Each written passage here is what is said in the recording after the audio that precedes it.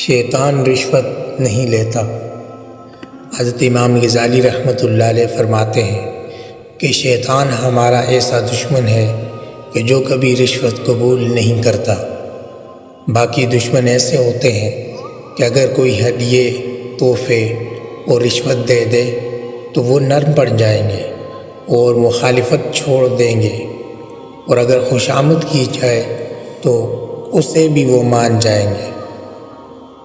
مگر شیطان تو وہ دشمن ہے جو نہ تو رشوت قبول کرتا ہے اور نہ خوشامد قبول کرتا ہے۔